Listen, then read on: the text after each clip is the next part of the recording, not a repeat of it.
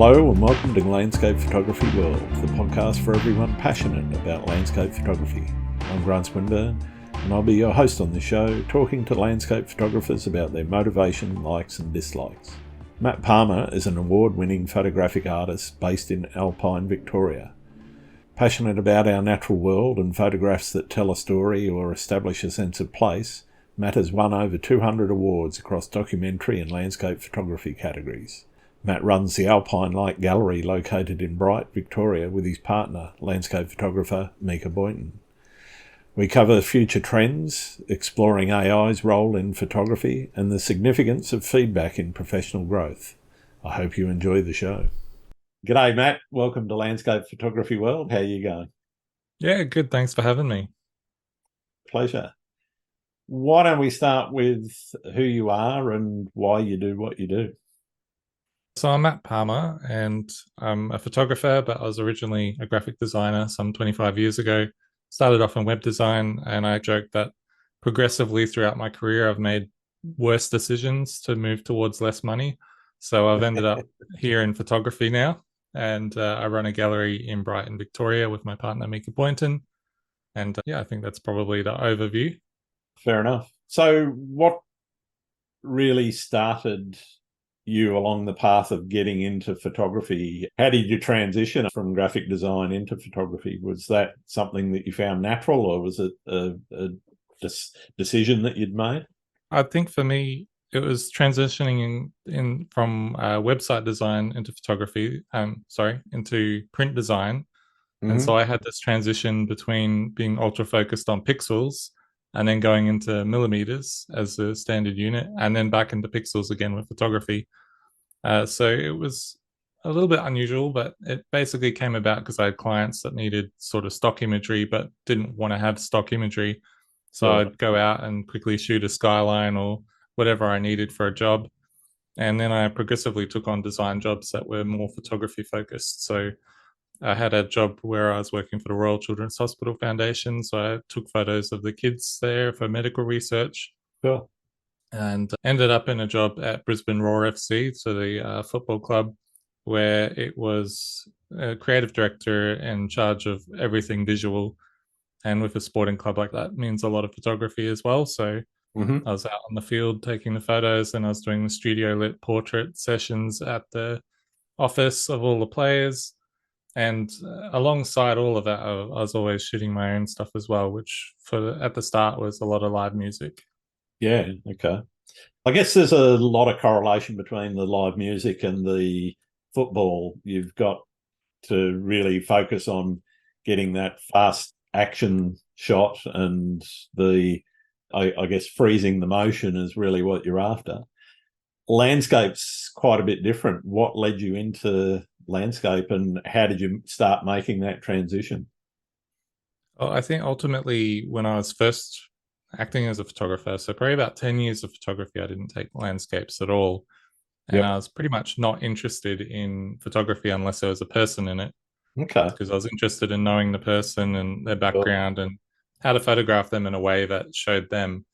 But I think I was just comparing landscape photography to what I could see typically around Brisbane, which is a very suburban area.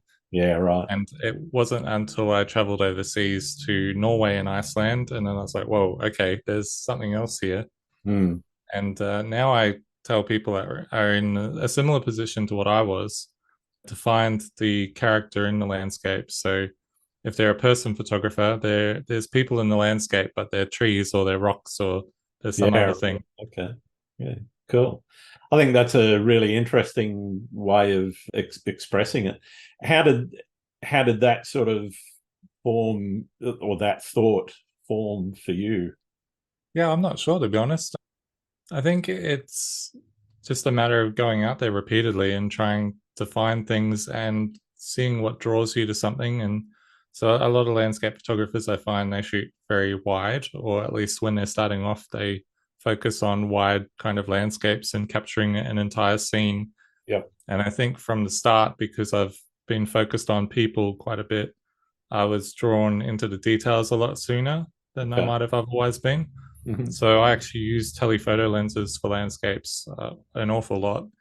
And it's always been, okay, I can see that there's something within the landscape or I'm being drawn to the scene, but what exactly is in the scene is it that I'm drawn to? Is it the way the interplay of light touches that specific hill in the distance? Or is it the wider scene, or is it that tree, or is it the way that snowdrift trails off? Yep. So I'm always focused on the really specific details. Yeah, cool, cool. And what is it that you're chasing in your personal photography, the stuff that you're doing for yourself? Is it projects? Is it just looking for those little details when you go out? Are you a planner, or are you more spontaneous when you're in the field? So I'd say there's probably two sides to that. And one is the exploratory kind of photography where it's not for a specific project or anything. It's just, I think it could be interesting, so I'll go photograph it. Sure. And for all of that, it's largely unplanned. I'll just look at the forecast and go, okay, that looks like it will be interesting in this kind of environment. So I'm just going to go there and see what happens. Mm-hmm. Mm-hmm. So I find if I plan too much, then your success or failure becomes determined by whether you get the shot that you planned for or not. Yeah. And a lot of the time, you'll get there and you'll have your thoughts in mind, and then your plan goes out the window because something completely different happens, or the fog is in a different valley, or any number of things or variables can happen and you don't get that shot. So I like to leave it pretty open and just be drawn in whatever direction the light and the conditions are drawing me to. But for my personal work in a broader sense, it's really project driven, and it's usually about telling a story or having a stance about something. Yep. Okay. And from that perspective, it's about taking the photography that's going to communicate those things. Yeah. So what part does pre-visualization play in those projects as opposed to that more spontaneous, you see the light and a subject and you take that? I find when you're shooting a project, if there's a lot of different subjects, you're usually going to stuff up a lot on the first few. So whether it's a building or a person or whatever you're photographing, you usually want to have your first few subjects be rather sympathetic to spending maybe a little bit more time on them. Yeah, and right. shooting them in a lot of different ways, and then going, okay, I think that's the right way forward. And then you hone that in for everybody else. So there's a project that I photographed of abandoned buildings that I'm finally completing after just being in Iceland again recently. Mm-hmm. And when I first did that project, I photographed everything I could about the abandoned buildings and different angles and details and inside. And then when I showed some people that work, they were like, oh, you probably want to make it a little bit more consistent visually in terms of how you're cropping and composing these things. Yeah. And so I thought about that the second time I went back. And so I took my safe shots. But then I also think maybe those detail shots could still be useful in other ways. So you might show the building, but then show aspects of the building that's photographed a little differently. Okay. And with a people project, you really want quite a lot of consistency. Yeah. It's about working out what the style is and how it's going to say things. And probably my biggest people project has been one on Muslims in Brisbane that I shot quite a few years ago now. Sure. And that had deliberate choices like using black and white because some of them had such bright and colorful clothing that would have dominated the visuals of the project had I allowed that clothing to speak rather than the people's faces. Yeah, and I guess you're going to have inconsistency where some people are really brightly dressed and others less so. Visually, they would compete for the time and probably win for the time, the eyeball time than the ones where people were less brightly attired. Yeah, so I think for that one, I was thinking about what happens if all of these pictures are in a room and they're around somebody that walks in. Mm-hmm. They're going to see that they're going to be automatically drawn to the colorful person and possibly spend more time with them or be biased in some way by that. Whereas I'd rather people see it as a holistic message and then explore each part of it. Yeah. How important is it to have projects to work on? Are you always cooking up the next project while you're still working on the one that you're on? Do you have a grab bag of projects that are in the back of your mind all the time? Yeah, I probably have more projects than I've got time. So a lot of ideas just sit there for a while.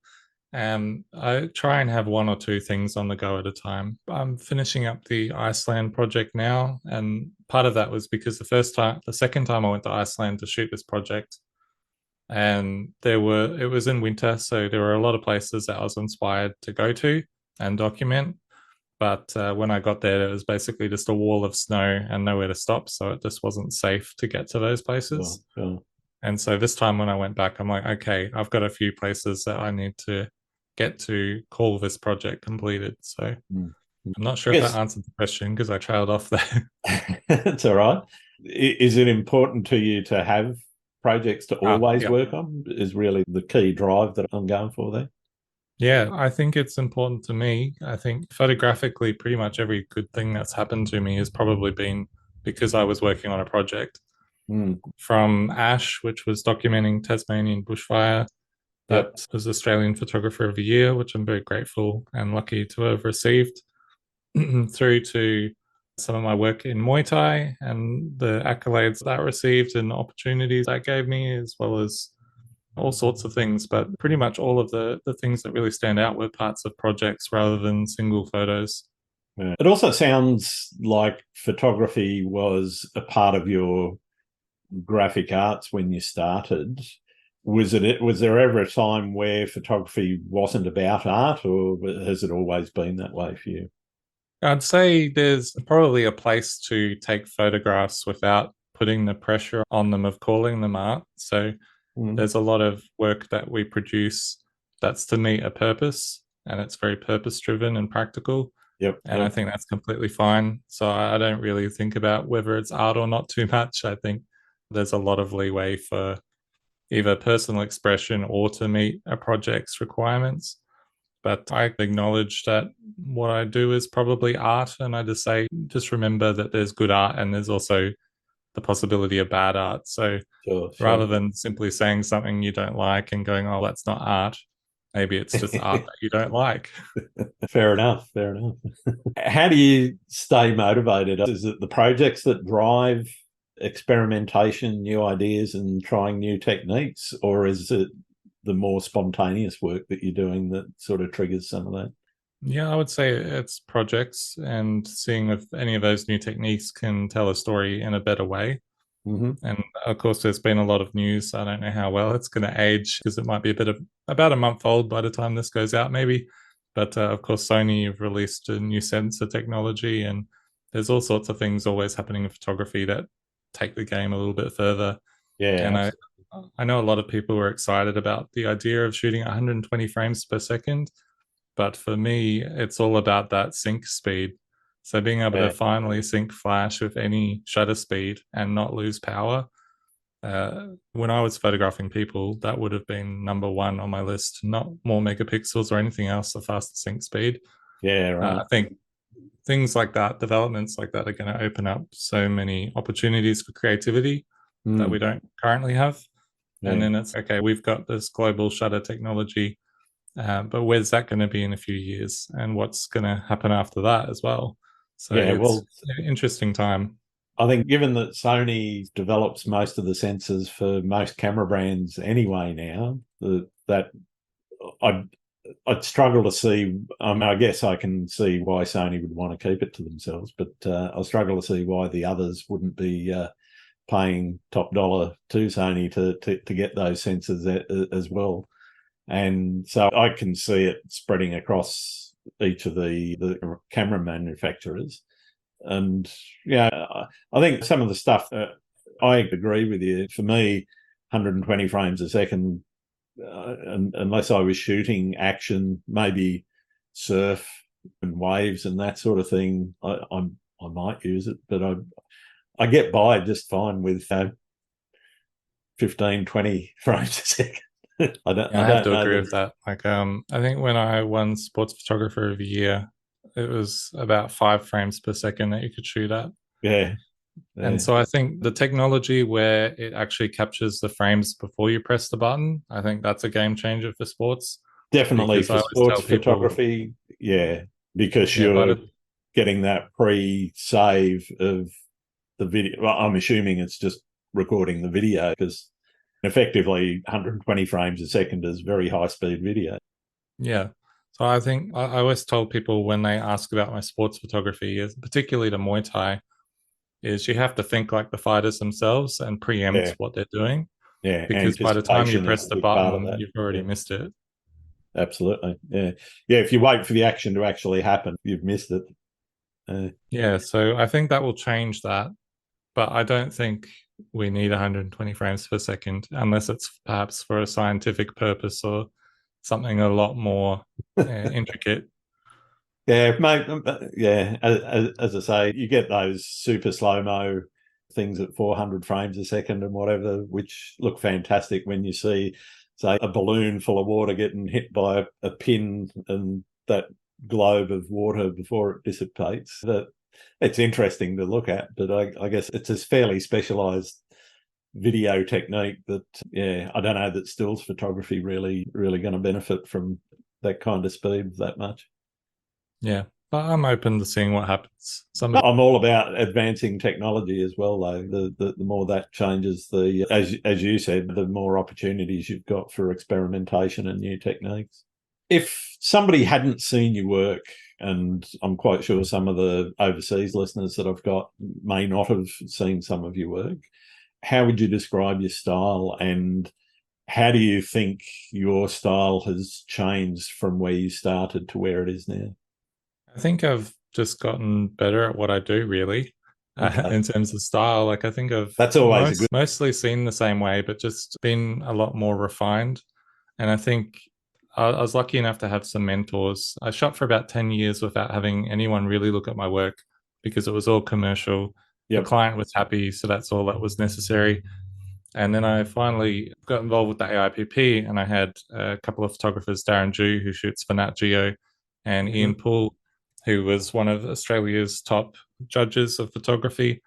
And I was printing through them, so they would always take a look at my images every time I came into print and give me advice. And it was like, oh, your eye's being drawn to this place, but there's nothing to reward the viewer when you get to that spot, and Yeah, lots of right. different things. So I think I've addressed more of those visual things over time and become a lot more detail focused on like the 1 to 2% things that make things slightly better, Sure, and sure. gotten all of the big problems out of the way.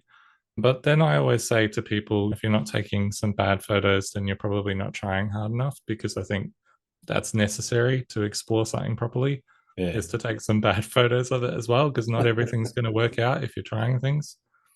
So I still take plenty of those. But in terms of describing my style, I try and keep things as simple as possible. I try and make the picture about the one thing that I'm interested in. Yep. And I also shoot a lot of telephotos. You get a lot of compressions. I like to have big mountains and things look like they should look in relation to other objects. Yeah. It's probably a summary, but I, I'm not sure how to describe my style. I'm probably a bit too close to it. Okay. Fair enough. Fair enough. How much do you think you would spend in terms of time in going through your images and saying, talking about that 1 and 2% that you mentioned before, and saying, okay, this one, I lifted the tripod up or down by 6 inches and that changed the perspective or so forth. How much of your time do you spend thinking about that sort of stuff now compared to where you were a few years ago? Yeah, probably to give you an indication, the first time I went to Iceland and Norway, being a people photographer, I didn't even take a tripod with me. Fair And enough. then to Iceland, I took two tripods with me just in case, because we were running a tour. So I wanted to make sure everybody else had access to a tripod as well. But Yep. it's, yeah, definitely slowed down and paid more attention while I'm shooting. So looking around the edges of the frame, seeing if there's any branches that are going to come in and bother me in post production, and just making sure all those little details are particular and done correctly. But I find I do more of that if I know the shot's going to be good. And there's a lot Right. of times where I'm like, oh, I'll try this out, but I won't spend as much time on that, because if I do, then I'm missing the time on something else. Yeah. Right. You mentioned that a big part of your work is storytelling. What part do you think storytelling plays in photography in general, but also more specifically your work, in terms of the way that the viewer engages with the image. It's probably a little different now that we run a gallery as well. Obviously, there's a lot of people that are focused on how easy it is to make AI images and things these days. Sure. And I'm not feeling particularly threatened by that because I think it's a really interesting tool, but also because I'm lucky enough to be in the gallery and people come in and they want to know what's happening in a photograph, or Yeah. they want to know about your experience of having taken it.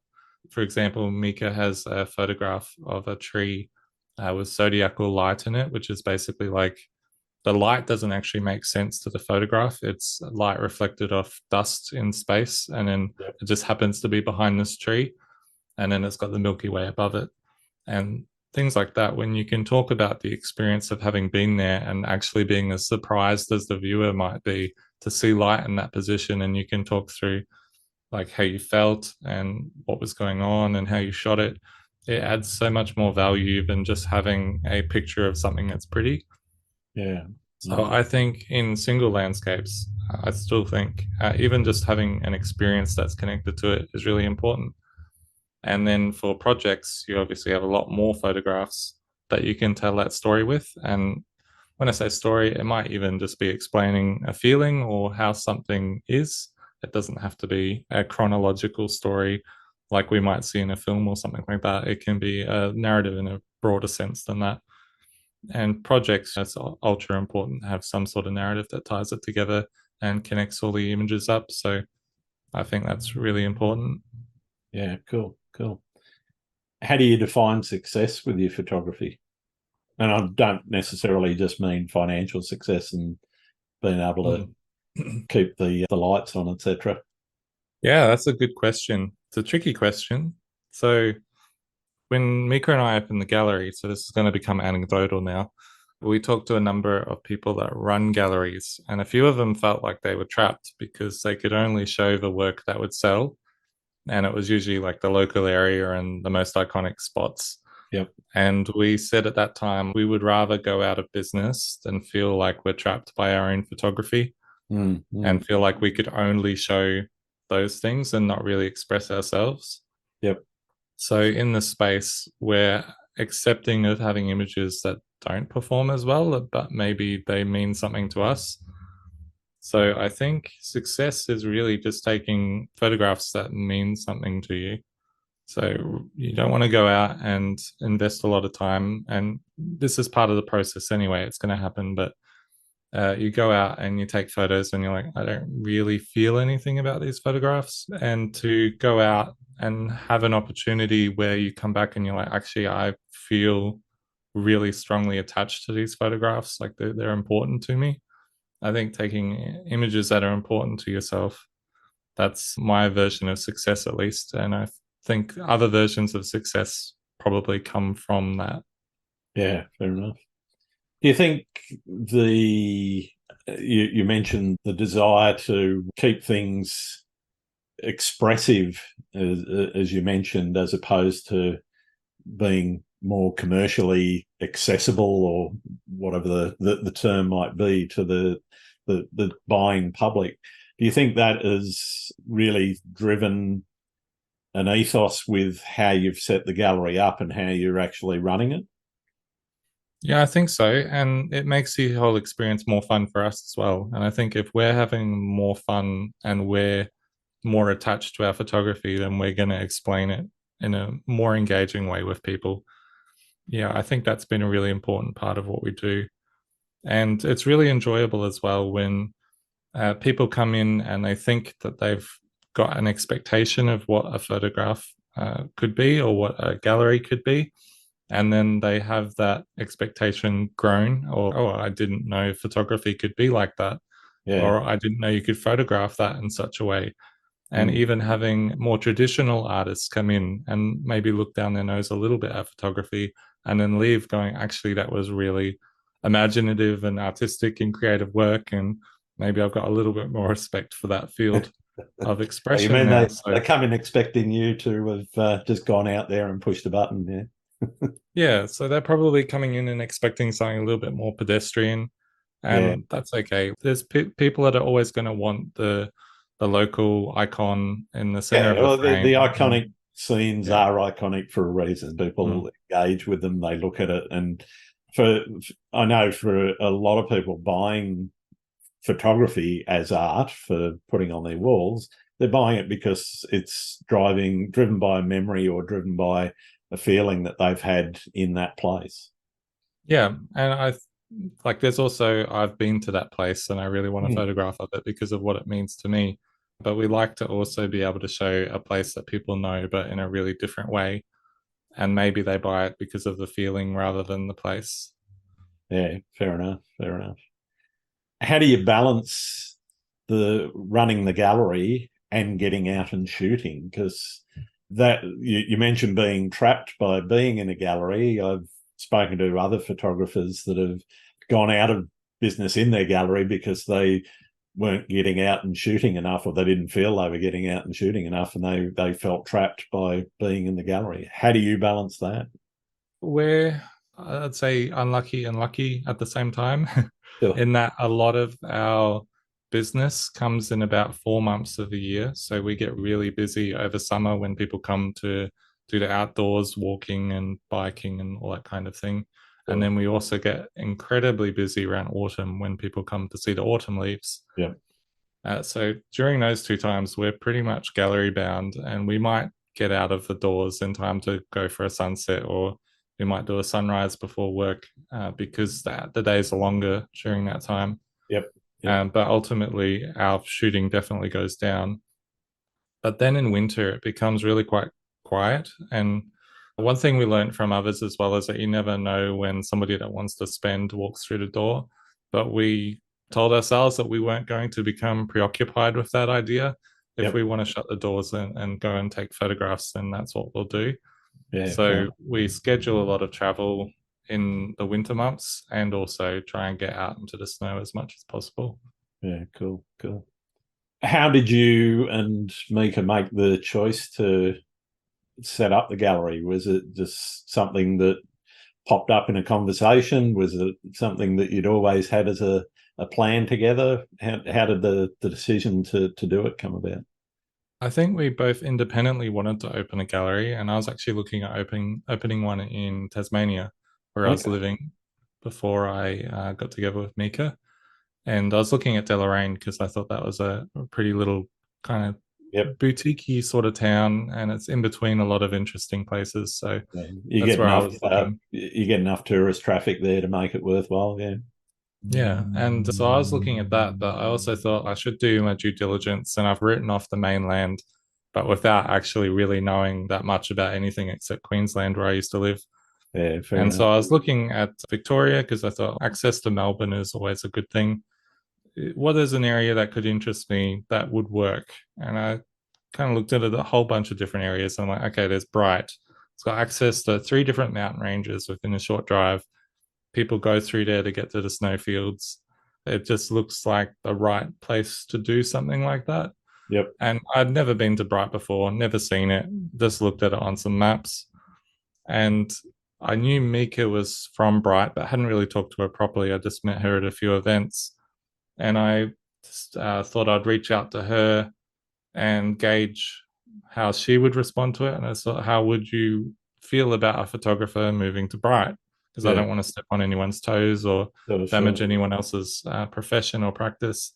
And she said, I don't, you do whatever you might like, probably different words, but totally welcome to live here or do whatever, but don't open a gallery. And she had the dream of opening a gallery in Bright because this is her hometown for quite a Yeah. while, and had come back here from Western Australia to do that eventually. And then completely independent of that, just because we kept in touch, we ended up together, and we were like, okay, that's something that we can do, and we can do it together. And there was real estate comes up in Bright, and it's pretty much gone before it even gets to the market. It's Sure. just somebody knows someone else and they tap them on the shoulder and go, hey, do you want this property? Yep. So something will close and then something will open and you won't even see an in between. So we saw a place actually come onto the market that was an old travel agent, and we are like, oh, we should look at this place. And it was the day that it was listed. We looked at it, and I think we made the decision that night to lease it, and we had the refurb it and everything as well. Sure. But we had to act pretty quickly because it's not easy to get commercial retail property here. Yeah, yeah, Yeah, so we'd really just jumped straight into the deep end. And I was lucky enough that I've had a lot of experiences, and so has Mieke, that I was like, okay, I don't 100% know what I'm in for, but I know that I'll be able to swim. We'll just work it out as we go. yeah, yeah. Fair enough. How important is position in that, or was it just the in terms of the place that you chose, or was it just that's available, let's take it? I think we've learnt that position means almost everything as we've Yeah, gone. yep. And we did choose a place. Location in real estate. Yeah. So we're not in the busiest part of town, but we are across the road from the visitor centre and from the Bright Brewery. And we also get a lot of people that walk past when they go to dinner. And we're Yeah, not open then, but they'll see pictures in the window and go, oh, we'll come back to this place. cool. So we get a lot of people that say, oh, I looked through the window last night and now I'm here.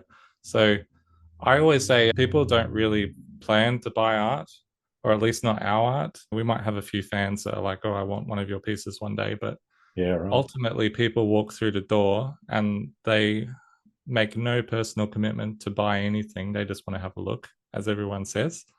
And then they connect to something. And we don't really sell artwork. We just say that the artwork sells itself and we help people if they need it. Yeah, cool. And we're just lucky enough that enough people connect to the work that they buy it and Nice. keep our doors open. We could probably do things a lot better, and we're learning a lot as we go as well. And we could probably be more salesy, but we prefer people to be comfortable visiting whenever they like Yeah, and not feeling like they're making a commitment by walking in. yeah. I certainly know when I'm shopping, whether it's for art or and just about anything else. Leave me alone, and if I want something, I'll come and ask about it if I'm not sure. But if I want it, Yeah, I'll exactly. probably grab it, take it to the counter, and just buy it. Yeah, so our gallery is set up so we have a bit of an office at the back, and it feels Yeah, a little bit detached from the gallery. So we usually get up and we say hello to people and just welcome them. If you've got any questions, feel free to come and grab yeah, me. cool. Just to break down that barrier, because I feel like if you walk into a space and people out the back and they're doing stuff, it's not 100% comfortable to go, oh, can you help me with this? Yeah, So we right. do that introduction. And Yeah, that's when I see people that feel really hesitant to be approached. It's yep, almost like the defense goes up. And yep, then when they realize you don't actually want to sell them anything, or you don't want to ask what they're looking for and like lead them down that road, they go, oh, okay, it's just a photographer and they're there if I need it. And that's it. yeah, cool, cool. One of the things I ask a lot of the photographers on the show is how they price their work. Do you have a sort of formula for that now, or is it just something that you take or have always taken by gut feel? I think when people are starting off, they start with the old three times rule, Yep, which I yep, don't know that you can really do when you run a gallery because it's a little bit more complex than that. sure. But we understood what our costs were, and that's also our weekly costs of actually having the gallery open as well. Yep, And we yep, made a general estimate on how much we might sell and then broke down those costs over what we might sell just as a general thing. And then we had a look at what else was in the market and kind of more at our level in the market as well. So not like somebody at the market stall that just wants to sell volume or whatever. With some people, they want to sell a lot of volume and they do it cheaply. And some people want to sell a couple of pieces and do it at a really substantial price. And we're somewhere in the middle because we yeah, don't really want to offend the locals either.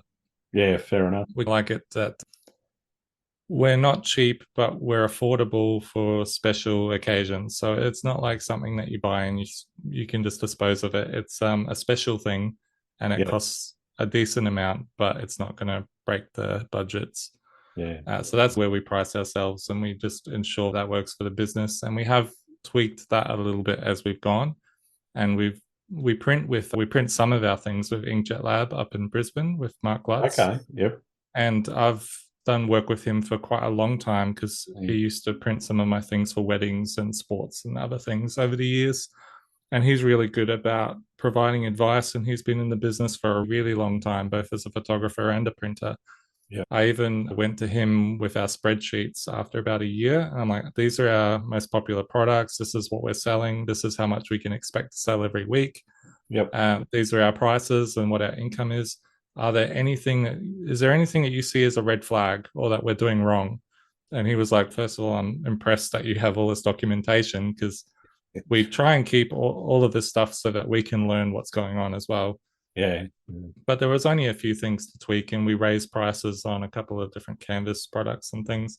So we don't 100% have it nailed down, but I think if you start at a healthy place where your business is going to be sustainable, then you can always adapt from there and learn new things, trial new products, and see what works. And you'll find that you sell more of certain things that you weren't expecting and less of things that you thought were a sure bet. So you just adapt as you go. Yeah, definitely. And I think that's the important thing is you mentioned that analytics side of the business where you are recording what's going on in the business so that you know what sells, what doesn't sell, or which then, particularly when you're a physical print business in a physical location, there's a lot of people running their own sort of online print shop. They don't actually have to print anything until somebody makes an order. But you guys have got to have that stock or have that print available, and sometimes in multiple size and formats and so forth, different frames, etc. So how do you go about sort of making those decisions, or how did you go about making those decisions up front about what you wanted to actually have in stock in the shop? So a lot of our sales are on demand as well. So people will see something on the wall and then they'll want it in a different format. So we do a lot of that. We don't have as much stock on hand except to display, and then we sell off what, like, people can either buy what we've got on display, or they can go, I like that image, but I'd like it presented in this way. And so that's a lot of the businesses, people that want something custom or like in one of our other sizes, or they see a print in paper, but actually they like it in canvas because they want to put it in the lounge room behind the couch kind of thing. Yeah. So there's a lot of that. And then in terms of what we actually show, because one of the classic sayings in sales and particularly artwork and photography is you sell what you show. Yeah. So if you're not showing something, you can't really expect it to sell. And so we have a meeting every season where we're like, what would we like to get? So at the moment, we know that we're going to do an order of these acrylic blocks that we get. Yep. And we've got an order for some metal and a couple of paper prints and things. We have a temp folder and we just drag photos that we're liking at the moment that feel relevant to that time into there. And then we just get together and go, all right, what are we getting? And we have usually a pretty smooth discussion, but sometimes a bit of a very passionate discussion as well. But that's a good thing. How do you get on when Mieke loves a shot but you don't like it, or vice versa? And how do you solve the impasse? One thing that we've done in the past is we've chosen some of the pieces from each other's body of work to do. So we're like, okay, you've got a free pass to print anything of mine that you want to do. And that's that. But we are also very comfortable with saying, I don't understand that photograph of yours, or I'm not completely on board with that one. But if you believe in it, then I'll back you on it. And we do that a bit. And there's times where even Mieke has taken a photograph, and I'm like, we need to get that in a gallery, and it has in the gallery, and it has to be big. We should do a big canvas of it. And Mieka's been like, yeah, I'm not sure about that. But then when we've done it, it's been a hit. So we trust each other's intuition, and even if we don't agree with it. Yeah, I think that's really important. One of the other things that I talk about a lot to people that are running their own photography business is how you balance everything that you've got to do, because particularly running a gallery and likewise running workshops, etc., it can get very full on. As you say, it gets very busy at certain times of the year, but that process of taking the shots, getting the prints sorted out, marketing, etc., doing your financials, having those meetings, etc., can end up being very long days. Sometimes they're very enjoyable, sometimes less. But how do you balance everything that you've got to do, the marketing, the finance, etc.? To be honest, I'm not sure if I found that balance as yet. Okay.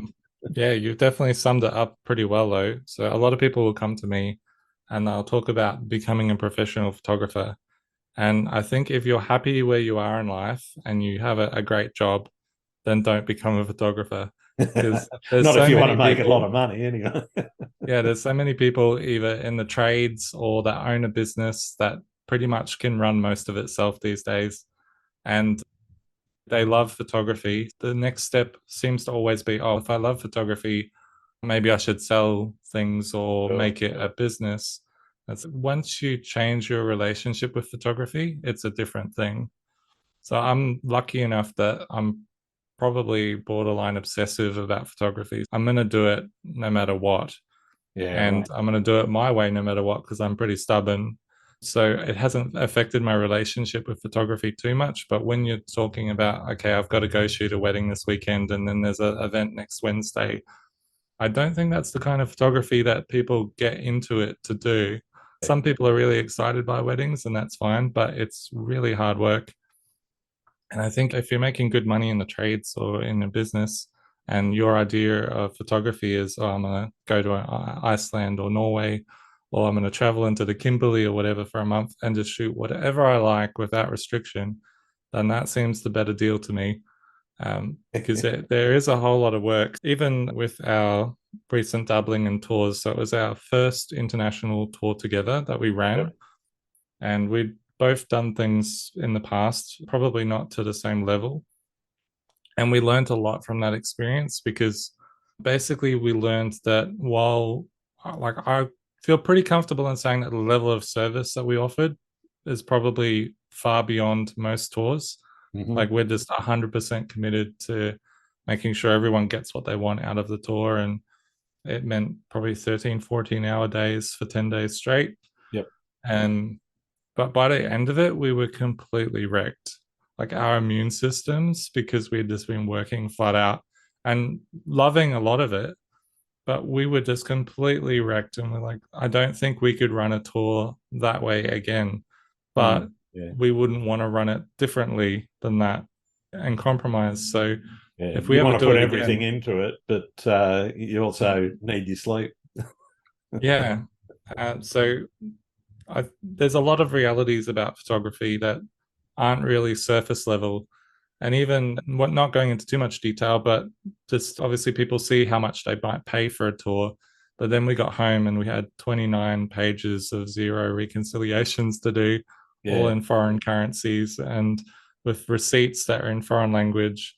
And Mieke took on most of that. But there's so many things like that that are minor nightmare. Just one minor detail that I sometimes forget to do if I do anything overseas is dealing with the local GST, VAT, whatever you want to call it, and trying to claw that back from the local authorities before you leave is an absolute nightmare, because, as you say, you've got to find all your receipts, and sometimes they're not in the right language, and you're sitting there going, okay, can I claim that one back or not?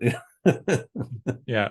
I guess the answer is we probably have a job that looks really good on the surface, but is also a lot of work that we don't really like doing. Yeah, it's always the way though. Until you start to peel the onion, you don't know what it's actually going to contain. Yeah, exactly.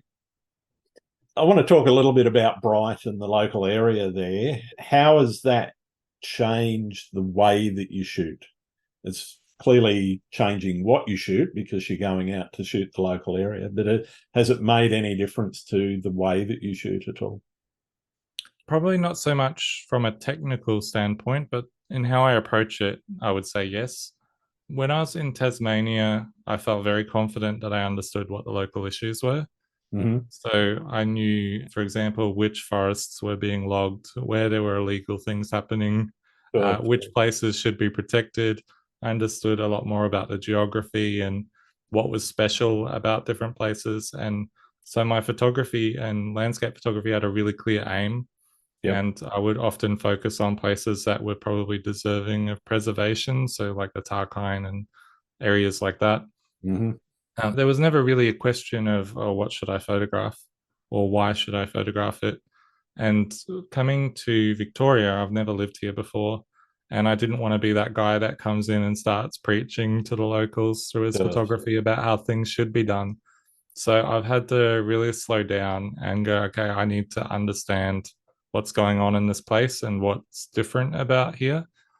And definitely the threats to this environment are very different from what's happening in Tasmania. So, for example, we've got the beetles that do rings around the snow gums and kill those off, or which are actually a native species, by the way. So that the beetles themselves aren't a bad thing. It's just the warming climate has allowed those beetles to thrive a lot more than they probably should. And then the brumbies, that's a really big issue. A very sensitive issue for some too. Yeah. So there's people on one side that want to keep them there, and there's people on the other side want to get them out.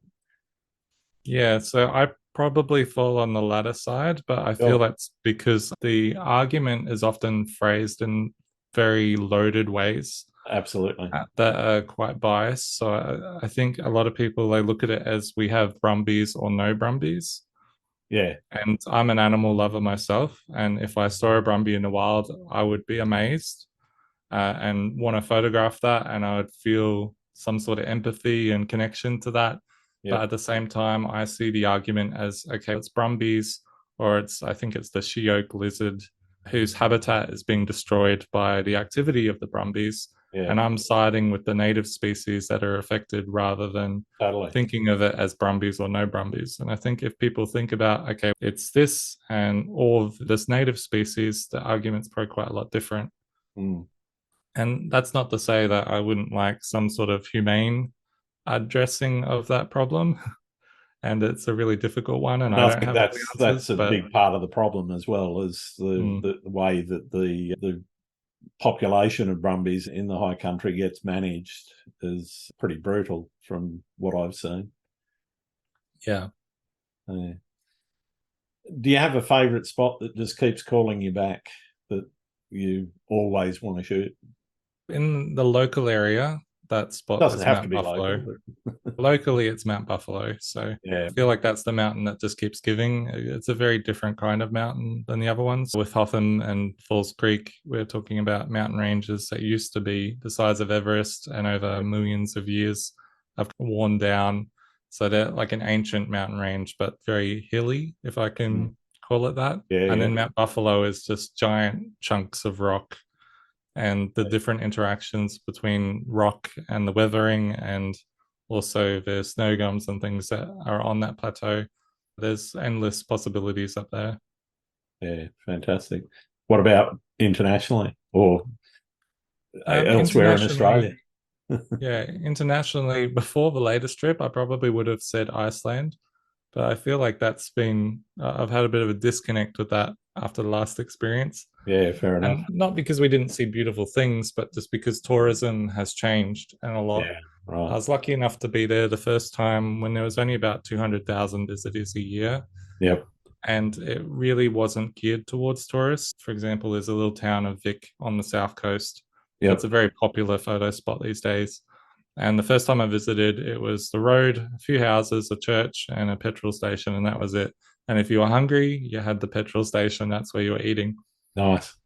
And now it's like a fully fledged tourist town with it's got the supermarket and the outdoor stores and restaurants everywhere and hotels, and so many hotels.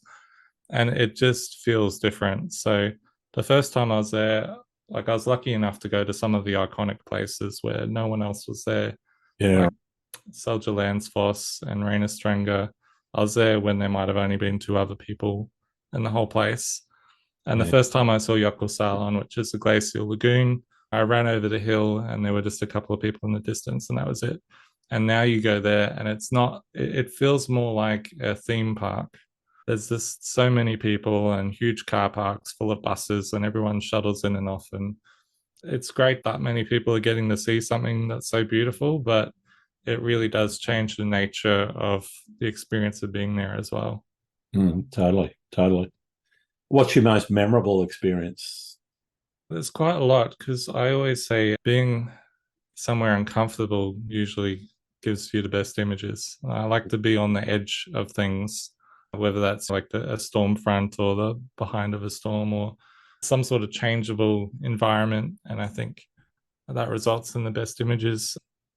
In terms of specific things, and I can't really remember too many, except perhaps couple of stuff ups here and there. So there was one time I was in Iceland, and I was driving on Route 1, and it was winter. And I was like, okay, I'll go to the top of this hill and we'll just see what's going on around us. And we'll either keep taking this road if it looks like it clears up, Yep. or we'll go around a detour that takes about 3 hours. And I was really Right. keen not to do the detour because there were winter storms and things coming. But I didn't make it up this hill because I realized once the snow got a bit too deep that I was actually sitting on ice as well. And the whole road, it was like there was a mini temporal glacier over the road. It was like a giant slab of ice. Yeah. When I was backing up, every time I backed up, I'd slip closer to the edge of the road, which was downhill. Uh-huh. And so I kept backing up, kept slipping. And I'm like, okay, we're not going to get back onto the road without going over the edge here. So we can either keep doing what we're doing or go off the road the right way. And so I swung it into reverse and put on the accelerator so I'd spin the car around and then drove off the edge of the hill. And I pretty much just aimed for where I could see grass because I figured if there was grass that I could see, then the snow was thin enough that I could possibly drive on it. Yep. But in retrospect, incredibly dumb situation to get myself into because there could have been like little streams and things under Yeah, the it could have snow been or bog and rocks or uh, yeah, so I got pretty lucky on that one, but definitely a lot more conservative with that in future. But it's a very scary place to drive in winter if you haven't yeah. lived somewhere like Canada or somewhere like that. I'd gone from our summer in Brisbane straight into Icelandic winter, and driving on the other side of the road and everything is ice. Like it's not even that they're going to de-ice the road, it's just the road No, is ice. that's what you're dealing with there.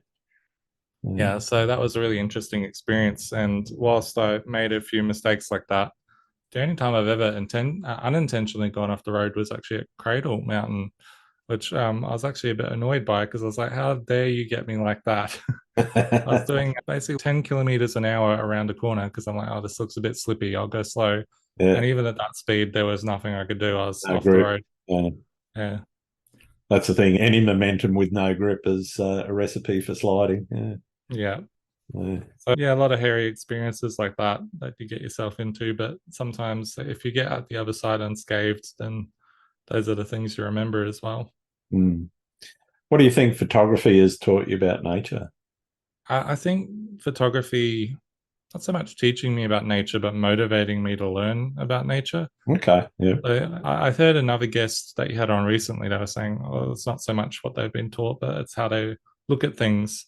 I Yeah. think it slows you down. It makes you look at the small things a lot more. Mm-hmm. So there's like different plants and interactions that you just wouldn't even bother looking at if you were just going for a walk or a hike or something. That you then slow down and look at the beauty of and wonder how that was formed or what kind of rock that is or what plant that is. So I'd say it's been a huge motivator to understand what I'm looking at a lot more. And Mm. from that motivation comes a lot more knowledge about things as well. Right. Fantastic. How do you deal with creative blocks? Have you ever had one? Have you ever struggled with it? Have you got any strategies or things that you do to try and avoid them? I probably did more so in design. And also, I used to be a really terrible illustrator. And I was very self aware of that. So I used to draw things that looked appropriate when they were drawn terribly. Um, if I can put it that way. A long time ago, I had this goal. I was a lot younger and more prone to conflict and doing silly things. But I saw some kind of crazy art in an art gallery, and I thought maybe I should deliberately draw some really just terrible illustrations and see if I can get them exhibited somewhere. And I ended up getting them into semi-permanent, which is basically the top design annual that Yep. you can be featured in. But yeah, those are probably the times where I've had creative blocks. I think these days, there's times where I'm maybe not feeling it as much. Yeah. And that Right. would be my equivalent of a creative block. Oh, I just don't really feel like shooting at the moment. That kind of mood. But I think once you're out there, that tends to fade a little bit. And if you remove the expectation of having to create something and just go, well, the worst thing that can happen is I go for a nice walk or I reconnect to that place, then it's acceptable to go and not even take any photographs. And that will get you through it a lot of the time, because maybe you see something that you're just like, forget about that. I have to capture what's going on right now. I think in the past, or maybe for other people, if you're just struggling to create in general, maybe developing a project from scratch, even if the project sounds like it might be a little bit of work, Yep. that can really give you some guidance, and you can approach the project even as a job if you need to. Yeah. Okay. So say, I'm going to document this local thing in my community, and this is how I'm going to document it. All right, if that's what you're going to do, you better get out there and start doing it, and then you work yourself out of it. Yeah, that's cool. You mentioned getting some other eyes on your work and some assistance in trying to develop that 1% and 2%. How do you see that people can leverage that sort of collaboration and build a community of people around them that can actually help them?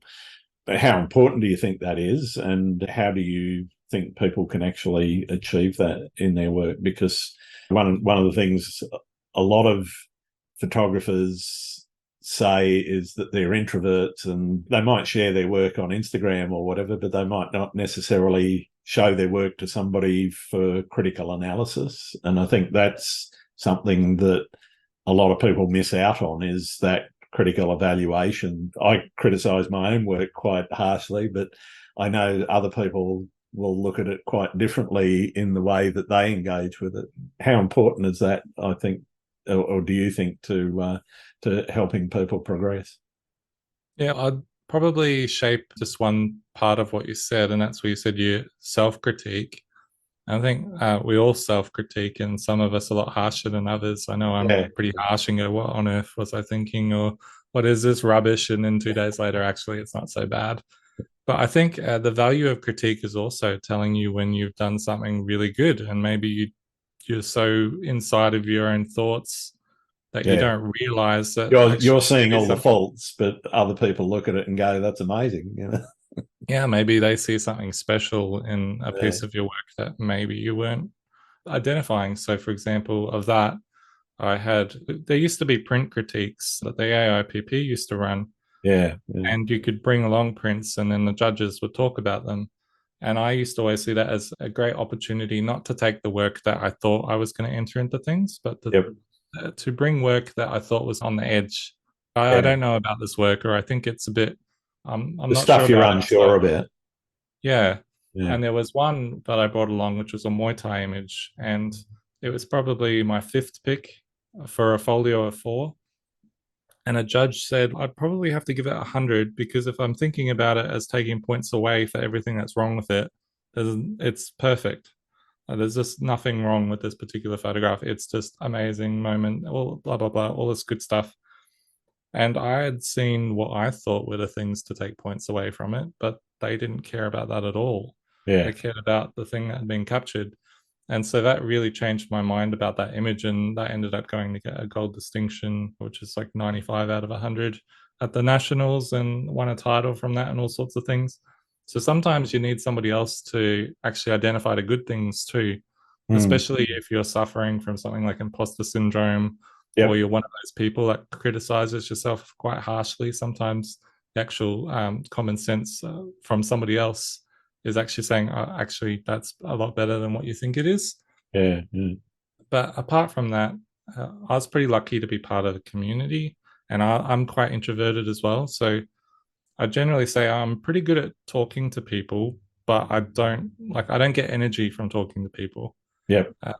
So when I first engaged with that community, I gave myself a job, because the worst, my version of hell would be if I had to network with people in a room and I didn't know anyone. That's my hell. So when I had a job to do, though, I had a reason and an excuse to go up to every person in that room and introduce myself and go, hey, I'm doing this job for the community that we're in. So if you need anything, just give me a shout. What do you do? Etc. etc. So I think if you're struggling in that situation and you can relate to not wanting to just walk up to random people, or even message random people if you're online or something like that.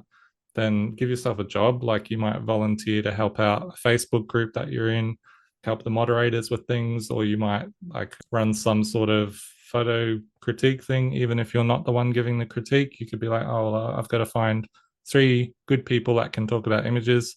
And then I've got to put a call out into our community for people to submit the images. And if you're managing those processes, you're naturally going to meet people and become more involved.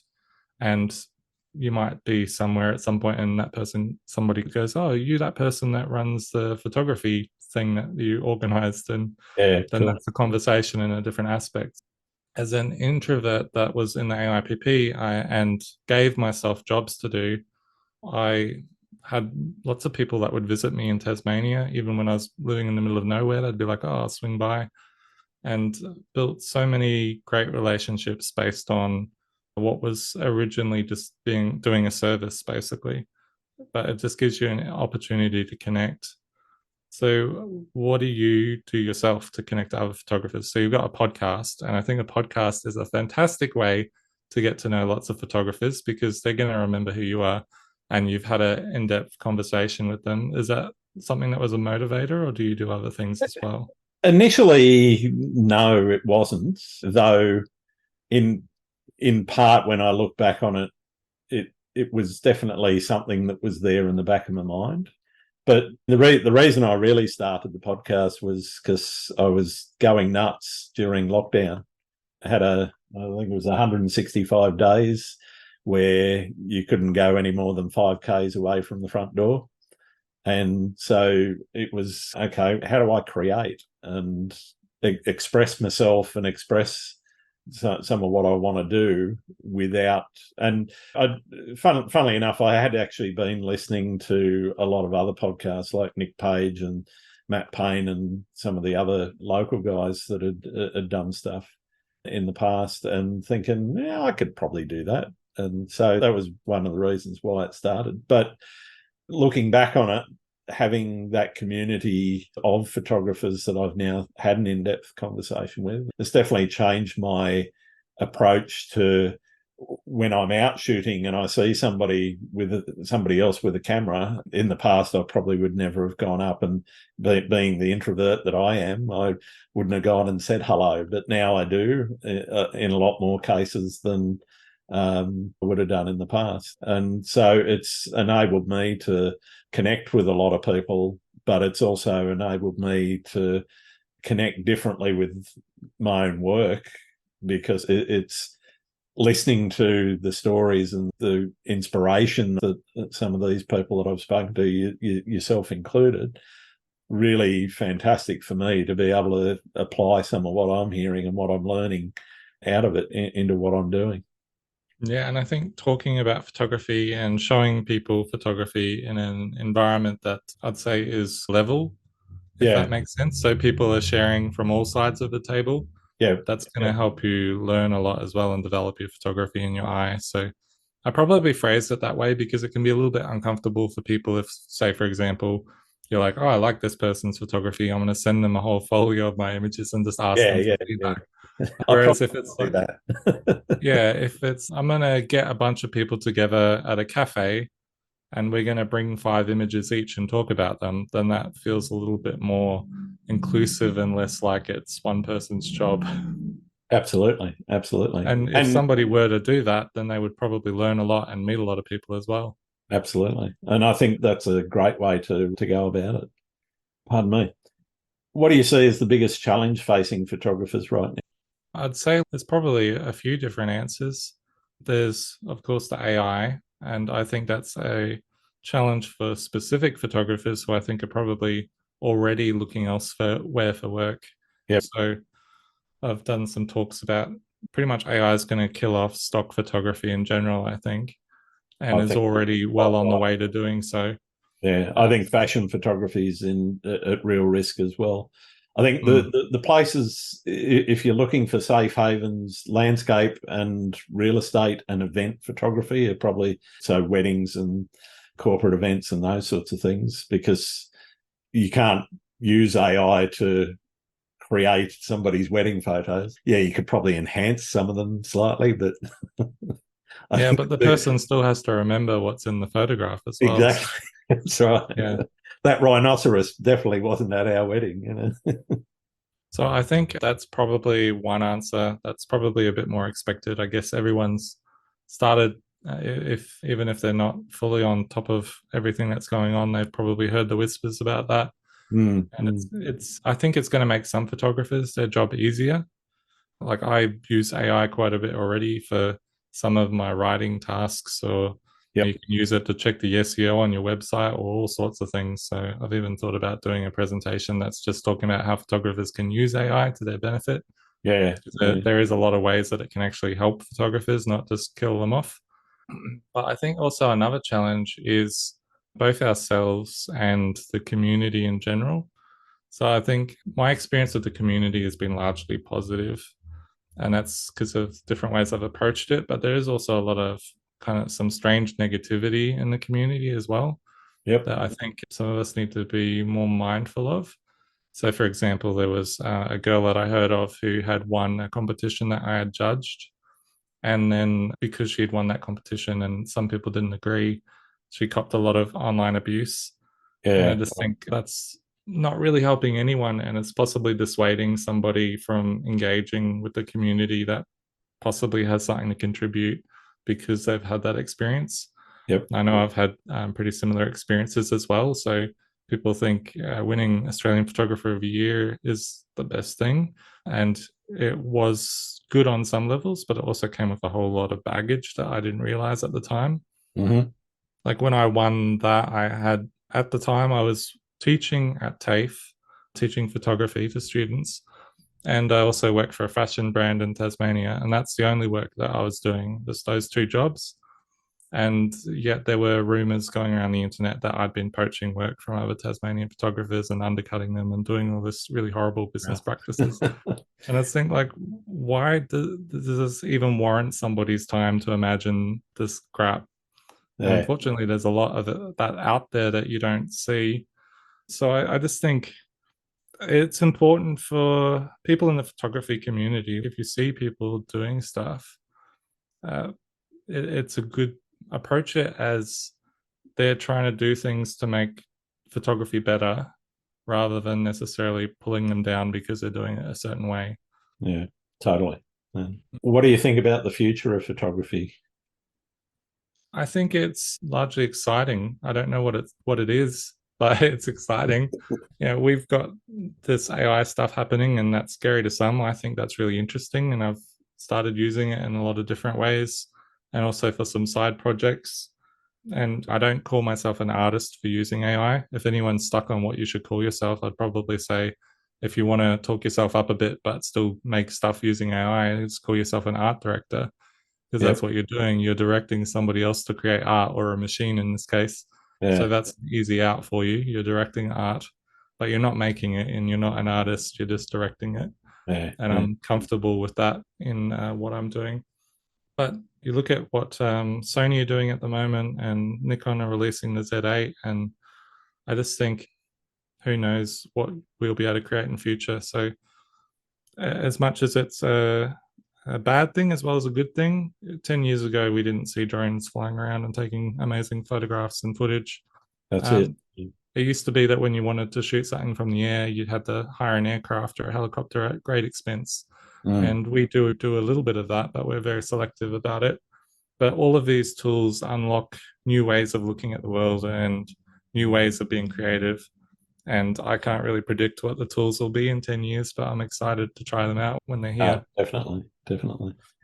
What's your favorite thing about being a photographer? I think the thing that really spoke to me about being a photographer and becoming a photographer, like I was a graphic designer and I had some pretty good success with that, but I hit walls. So I'm like, okay, this is about as good at design as I'm ever going to be. So I've either got to learn something else that I can bring to that toolkit to become better, or that's just how good I'm going to be at that. And I don't think photography has those same walls. I think you can always be better, and you can always find new things to photograph and new ways of looking at things. So what I'm really excited about is if I was in another field, I'd probably be able to tell you what I'd be doing when I was 60 years old or, however old. And now I just think, who knows what I could be doing when I'm that age. Yeah, right. Like I could be completely off the deep end, creating weird multiple exposures that are incomprehensible. I could be using technology that we haven't even seen yet to photograph atoms. Who knows? And that's what's exciting to me. There's just no limit to where we can take this thing creatively, and also that everyone can approach it in a different way. I definitely look forward to your quantum photography. Yeah, who knows? Are there any particular photographers that you think I should be talking to on the podcast? Yeah, I had a bit of a listen to some of your more recent episodes as well, because I don't want to tread over the same ground. And Sure. Mieke gave you some really good suggestions from our group Lumen Australis. So Chris Saunders and Ricardo da Cunha, but I'm sure they're already on your radar. Yeah, they're on I'd the list. say somebody a little bit more left field that probably doesn't get the attention that she's due. It would be Janine Fletcher. I don't Okay. know if you had her recommended before, but she runs a little gallery in Ranfurly in New Zealand and has super creative approach to landscape photography. And she's also a judge with the NZIPP and has won many awards as well. Not that those things really are the be all and end all, but she's right up there in her craft. So I'd recommend possibly reaching out to her. Fantastic. Thank you. I got the final question that a lot of people really want to get to the bottom of. Do you like pineapple on pizza? So it's a two-part answer. I like that pineapple on pizza exists, but it's not for me. Okay, fair enough. I'll go with the pepperoni. Yeah, pepperoni, not pineapple. Yeah. All right. Thank you very much for taking the time to talk to me today, Matt. It's been absolutely great to dig into some really interesting stuff with you. Where can people find your work other than at your gallery in Bright? Probably the easiest way is to go to mattpalmer.co, so .co, and that kind of links you through to other places as well. It has a bit of my work, it has a link to the gallery, and it also has a link to my YouTube, which I've neglected for a little while because it is a whole heap of work to do podcasts like this or YouTube videos and things. But there is a lot of good content up there, like image deconstruction and things like that could be of benefit. Fantastic. And thank you very much for having me as well. It's been great. Absolute pleasure, Matt. Thank you. Thanks again for listening to Landscape Photography World. I hope you enjoyed the show and keep listening because I'll be joined by some great guests in upcoming episodes. You can find my work and this podcast at grantswinburnphotography.com. I'm also on Vero, Twitter, YouTube, Instagram, and Facebook. I'm Grant Swinburne. Hope to see you out shooting soon.